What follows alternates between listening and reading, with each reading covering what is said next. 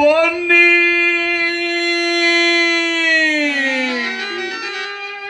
তুই কোথায় রে মা?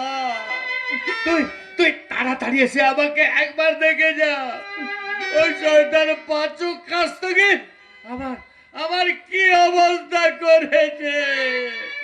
বন্নি, বন্নি রে।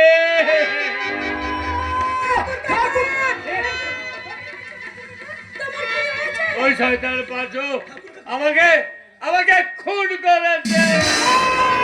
বন্নি, তুমি কোথায়? তাড়াতাড়ি ছুটে এসো। এভাবে চিৎকার করছো কেন? কি হয়েছে? ওই শয়তান পাঁচু খাস্তগীর আমাদের ঠাকুর কাকাকে খুন করেছে। কি হয়েছে বাবা? কথা বলো বাবা, কথা বলো। আমার মুখ দিয়ে আর কথা বেরোচ্ছে না রে মা। বাবা, আমি তোকে অন্ধকার দেখছি বাবা।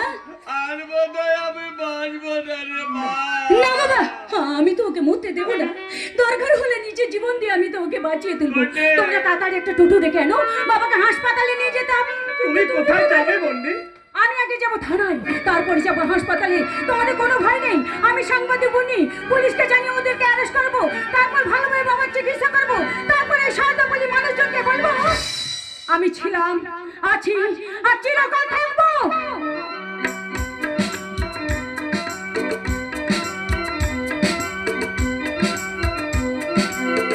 এখনো বলছি বাবলা, অপরাধ স্বীকার কর, নইলে কিন্তু আবারও মারবো। আমিও তোমাকে বলছি অফিসার, ভালো ভালো আমাকে ছেড়ে দাও, আর তা না হলে তোমার এই থানাতে আমি হামলা চালাবো। সত্য কথা স্বীকার না করলে তোকে আমি কিছুতেই ছাড়বো না রে জানোয়ার। পারবে না, পারবে না অফিসার, আমাকে কিছুতেই আটকে রাখতে পারবে না, কারণ তুমি জানো না আমি কে। হ্যাঁ জানি জানি, তোর দাদা পাঁচু খাস্তগীর এক শ্রেণীর নেতা মন্ত্রী যে ছত্র ছাই থেকে রাজনীতি নামাবলী গাইছে আপনি অসাধু ব্যবসা চালাচ্ছে, যার বিরুদ্ধে অসংখ্য অভিযোগ থাকা সত্ত্বেও প্রশাসন নির্বিকার। আরে হবেই তো, কারণ এখন তো আমাদেরই বাজার। তাহলে স্বীকার কর, সনাতন ঠাকুরকে কে খুন করেছে? আমি জানি না। শ্যামলালের বলবিনী মন্ডলকে তুলে নিয়ে গিয়ে তোরা কোথায় লুকিয়ে রেখেছিস? সেই কৈফিয়ত দিতে আমি বাধ্য নই। হ্যাঁ বাধ্য, বাধ্য তোকে হতেই হবে, কারণ আমি আইনের রক্ষক, সত্যের চিহ্ন আঁকা মূর্তি আমার গায়ে।